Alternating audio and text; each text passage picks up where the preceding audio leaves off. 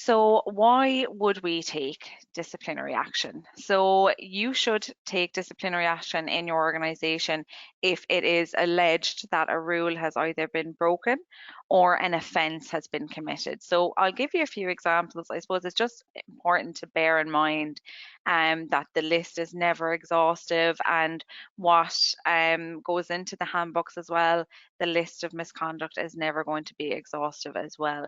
So I suppose if we were to take breaking a rule, for example, so an individual might break rules in relation to health and safety.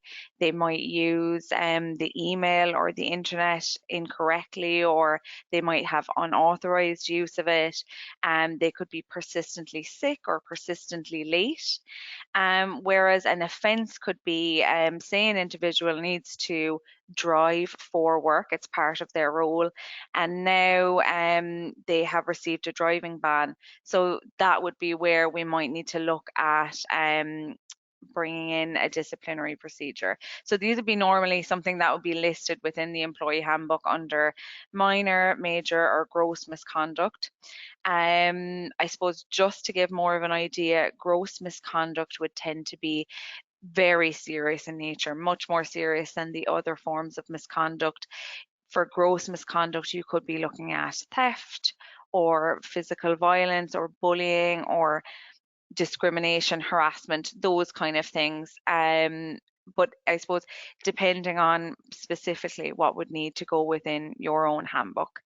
And in the handbook as well, it's important to realize we don't have to list every possible form of misconduct. It's impossible to know them all, but I suppose just to give yourself and your staff a general idea.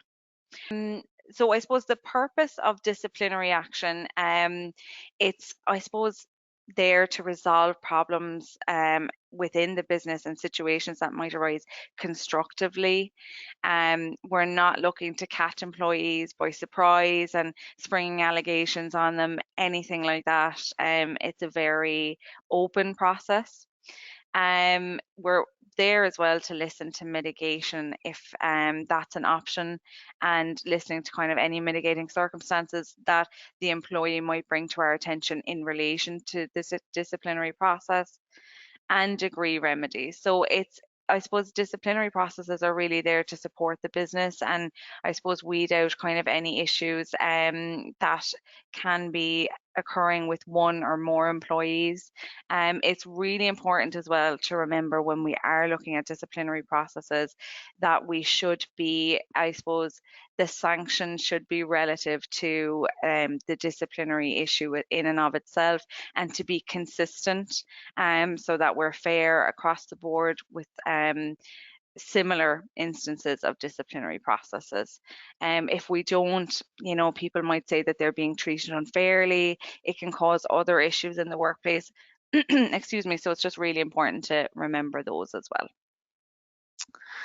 Perfect. So why follow the procedures? So procedures are put in place to apply consistency and fairness.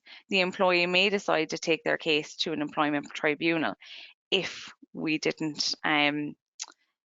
treat the process fairly and follow the procedures. So I suppose for an employment tribunal, this could be at the conclusion of a disciplinary process. So whilst we're looking to making a final decision, an employee could apply to the courts for either being unfairly dismissed or unfairly treated.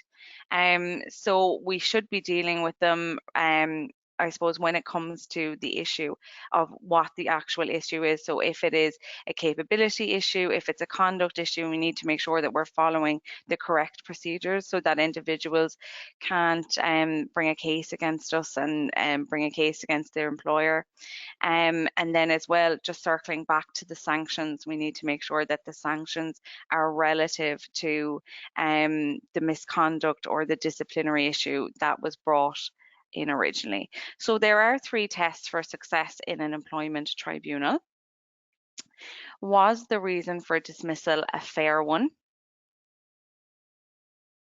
Was a fair, equitable and reasonable procedure followed? And has the employer acted reasonably considering the circumstances? So when we're looking at a fair reason, so I suppose for that, we'd need to consider that the process we have followed is fair and consistent. And then when we're looking at reasonable, this would be kind of, I suppose, where we're looking at sanctions. So are the sanctions relative to the occasion? Is there any mitigating factors that we should be aware of, and so on?